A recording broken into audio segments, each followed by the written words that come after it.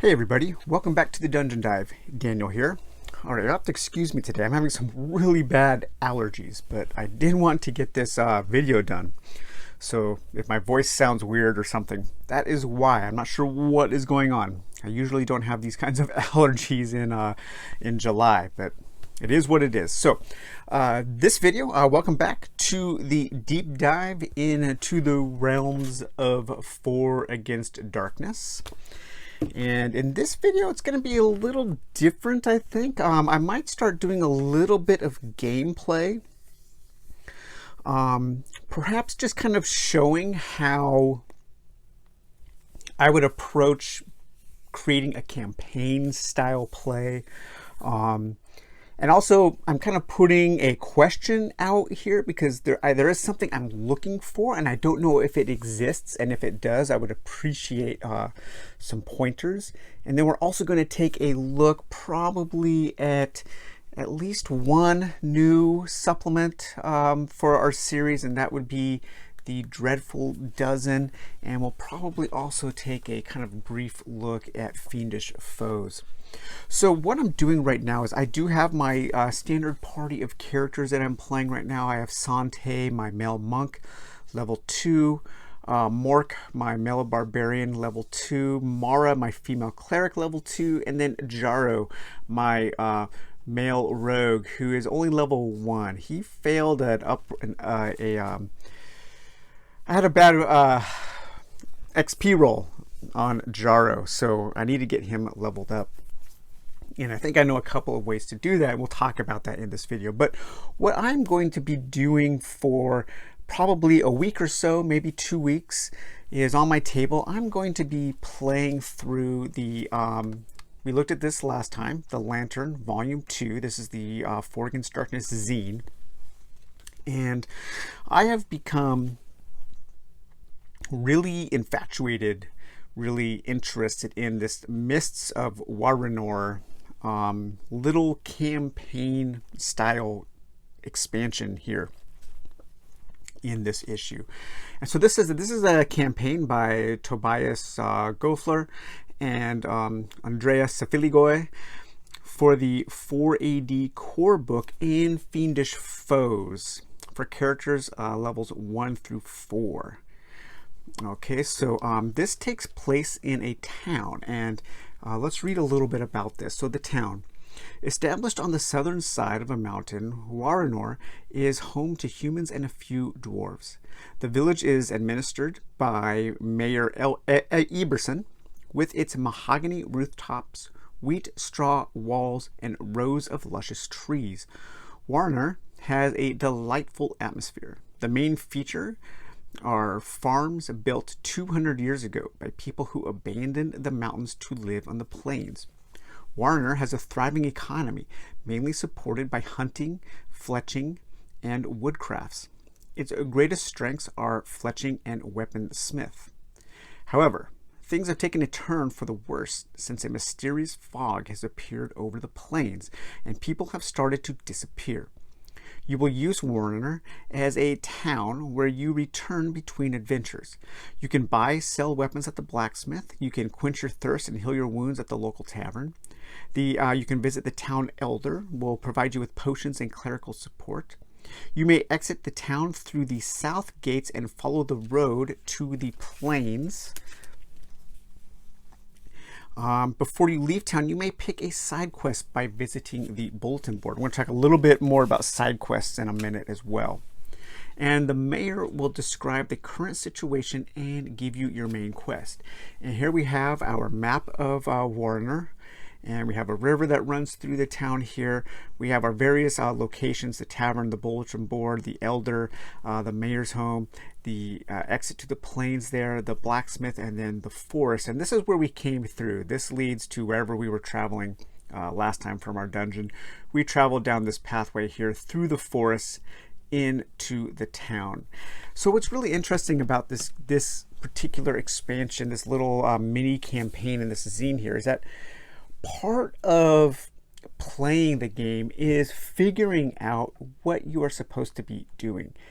there is a little bit of mystery as you explore the town, and then as you come across the different charts that you're going to be rolling on, and you kind of have to put a little bit of work into actually determining what it is that you are supposed to do. What is your objective? What is your main quest? You have to find it. And I really like that. I think that it kind of simulates the way my heroes might feel as they moved into this town. So the question I have for you guys who are maybe more versed in 4 Against Darkness than I am is there an expansion that is just a book that contains a town, a village? And if there's not, why? And let me explain what I'm looking for. I think it would be so cool if there was an entire book expansion that was one village that had a map. Kind of think of it almost like Legacy of Dragonholt, with that big town map and the paragraph book in that amazing game where you can explore the town. And so in 4 Against Darkness, you could have an entire supplement that is a town. There are charts of NPCs that might visit the town. There could be charts of like weather, of strange events. Each of the locations could have its own series of charts to roll on, kind of like in Warhammer Quest with the special locations. You could have a whole chapter in the book based on different side quests, different main quests, and another thing is like the town could have empty lots where, as you are playing within that campaign, as you are playing within that town, you could start to invest money in that town and build new locations on those empty lots. You could invest in your town. That might give you more options, more gameplay options. That just sounds so cool to me. And this little campaign in the Lantern Zine is just scratching the very surface of what that is, and it's really like tickled my imagination. And I'm thinking of, if that doesn't exist, of developing that and creating that. So one thing that this little campaign asks you to use is the Fiendish Foes. Now this, I don't have the book for this, and I need to get it. It's when you print it, it's like really large. I guess I could print it smaller, and that's what I should do. But this was actually one of the first supplements I got, and this could be considered something to throw in to your starting bundle. This is a challenging opponents for levels 3 to 5. So this supplement is going to give you just more enemies to fight and more things to face. It kind of tells you, gives you a new rule for resting while you are in the dungeons. It kind of tells you how to use it. It tells you a little bit about gaining experience and bosses that come with minions or vermin as kind of cannon fodder. And then you're going to get some new charts to roll on. So these are Fiendish Foes. This is a new vermin chart that you can roll on. You will have a new minion chart, Fiendish Foes minions, Fiendish Foes bosses. You will have your weird monsters, and then some new treasure to get, and some new magical treasure to get. So pretty small expansion. It's only like 10 pages or so, if that. And this asks you to use that supplement while you are playing. One thing I'm going to do though is I think I'm going to use the cards that came with the Lantern bundle that I purchased.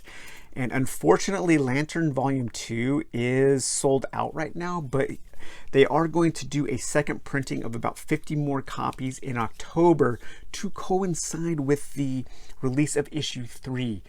And I really do think that the best, I know some people don't like Facebook, and I get that, but really the best way to keep your thumb on the pulse of 4 Against Darkness is to join Facebook and join the official 4 Against Darkness guild there. That seems to be where the most up-to-date information for the game is presented.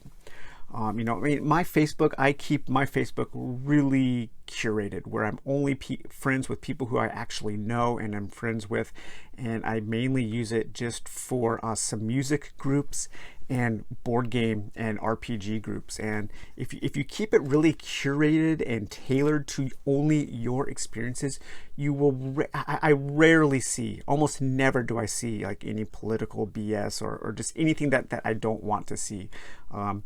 You know, you get kind of in trouble if you start branching out into fringe areas and express interest in that. But it is possible to keep your Facebook tailored to where you only will see things that you want to see. So just keep that in mind if that's something that's preventing you from joining the Fort Against Darkness group.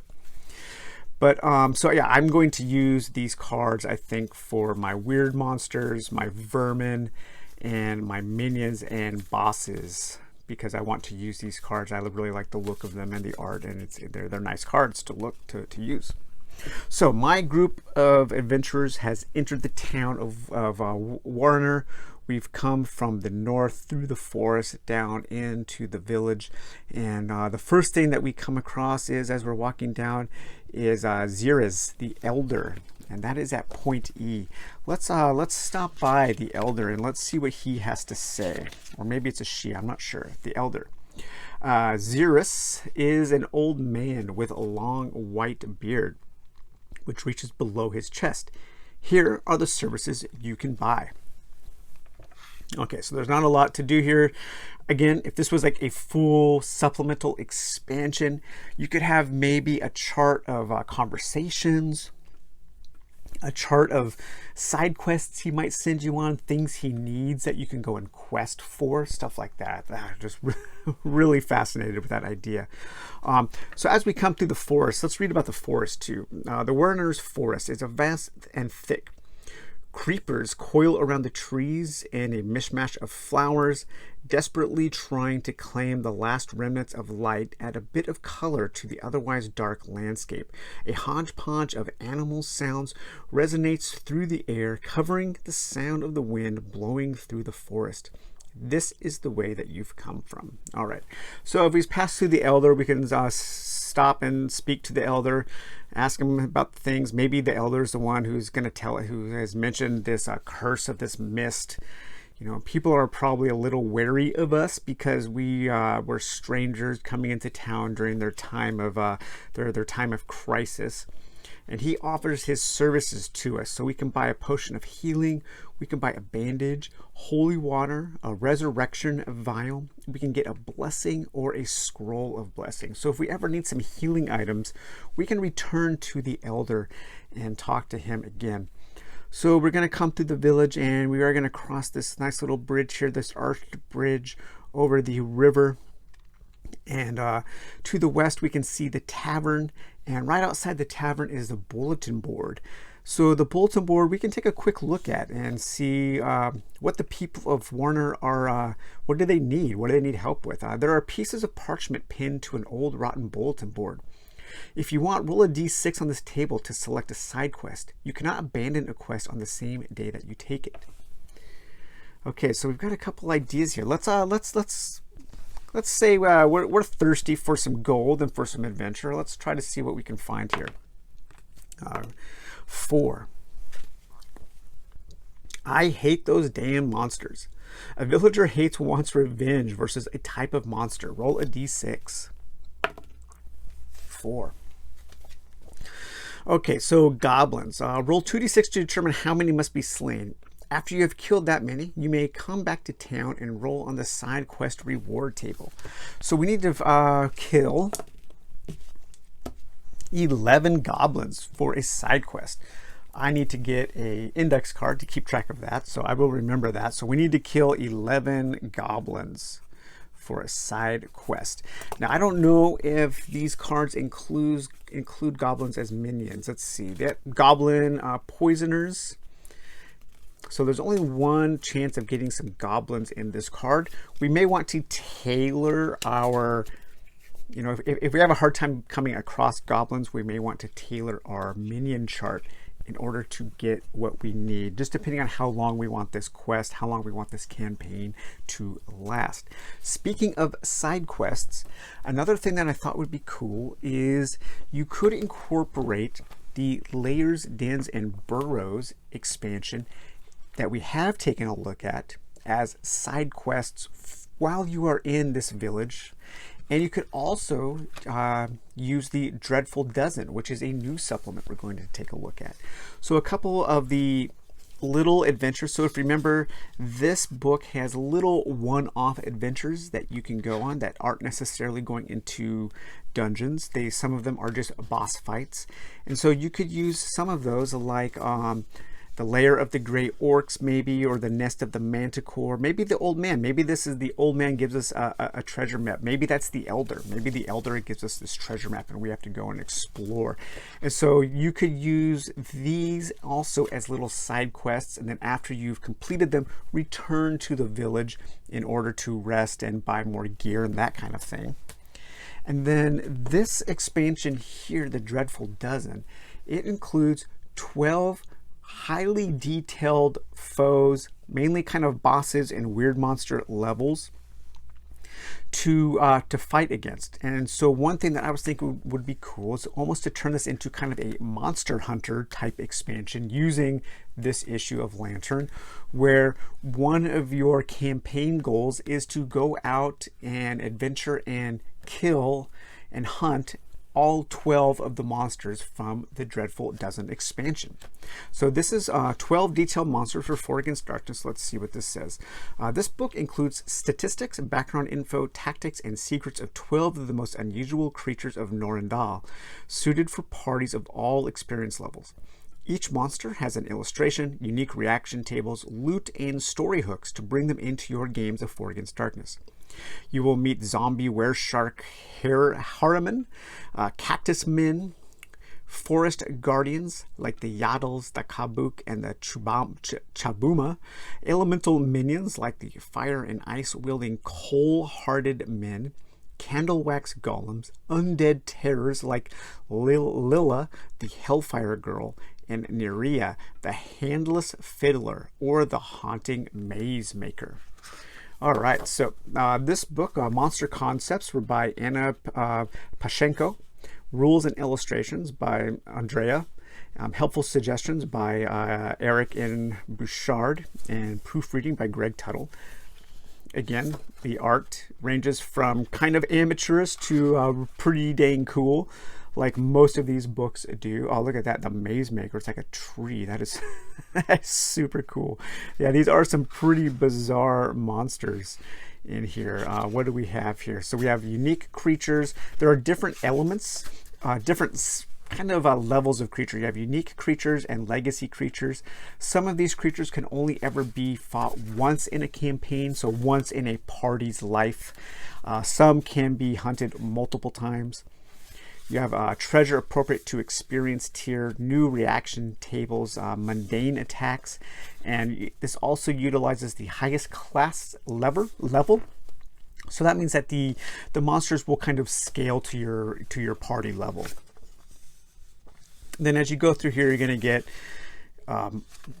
information about each of the monsters. Again, you will get some story hooks, more stuff about some stats, their attacks, some of their reactions, and so on. And so that would be a pretty cool thing to do, is just turn 4 Against Darkness into a Monster Hunter game where you have to hunt all 12 of these monsters while living in this village in order to save the village. That is another cool way to use these expansions. And I think that is one of my favorite parts about 4 Against Darkness, is just how you can mix and match the various books to kind of create a highly customizable game tailored to the experience that you want.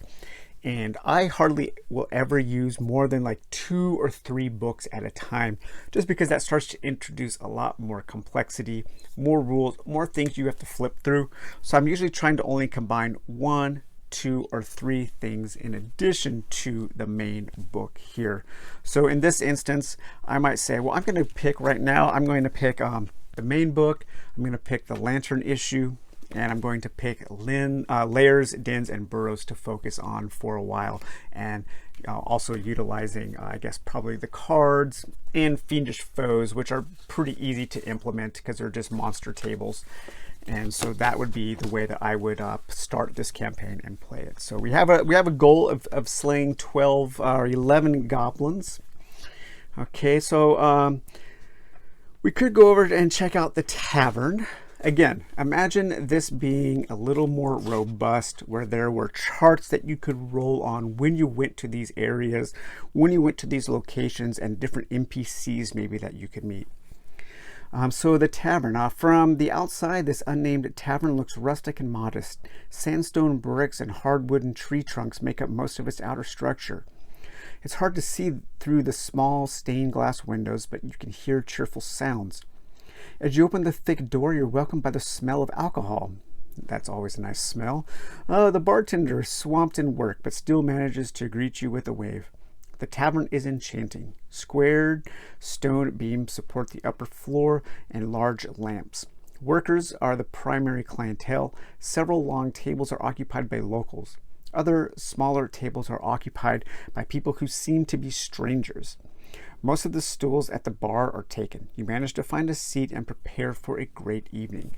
So here, you can stay the night for 10 gold. If you rest for the night, a new day will begin. So that's how time passes in this campaign.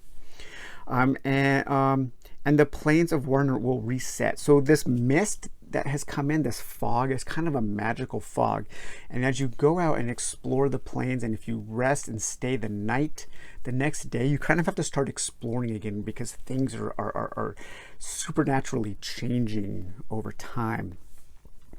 When you come to the pub after an adventure, tired, dirty, and packed with loot, the owner, Mirago Vesselbeck, approaches you. We'll read that at another time. So let's go to the mayor's home, because the mayor's house down here is where we will get our main quest. So we can go walk through town. Maybe as we are playing, we could establish what these other buildings are, possibly. We can cross over this bridge and go to the mayor's home. Let's see here. This is the house of Jelinka Eberson, Waronor's mayor. She took this position after her father passed away 5 years ago. If this is your first meeting with the mayor, Jelinka is pleased to see you and immediately describes the problem the town is having with the mist. Thank you for coming. We just don't know what to do anymore. We set up guards on the edge of the village, but they disappeared. People are scared. We need your help. I will find something to reward you if you drive away this evil. She asks you to investigate the mysterious fog and end the attacks. She suggests to search the plains in the south where the fog initially appeared.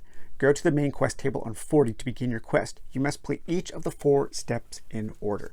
All right, so let's see what our main quest is going to be, and then that'll be the end of this video. The next video will start on the main quest a little bit. All right, so here we go. We have the main quest table. Play each in succession. So number 1, our main part of this quest is now to investigate. We need to go out into the plains and we need to find 6 clues. The main way you find clues is you roll on a search table when you come across an empty room. There might also be other ways on other tables that we are going to roll on that we might be able to find certain clues that are in the adventure. Okay, count any clues you gather on your journey. When you reach 6, you have found enough information to shed some light on the mists. You receive 2 XP rolls after returning to town. A new day begins. Reset the plains map. All right, so we need to go out and we need to explore the plains. We need to find 6 clues. Hopefully we can do that. Hopefully it doesn't take too long. Because it's all randomly finding the clues, there may come to a point where it's taking too long and we kind of have to fudge it a little bit. That is one issue with everything being completely random, because you don't want things to just go on and on and on and on, where you like leveled up 5 times before you've even beaten the first part of this campaign.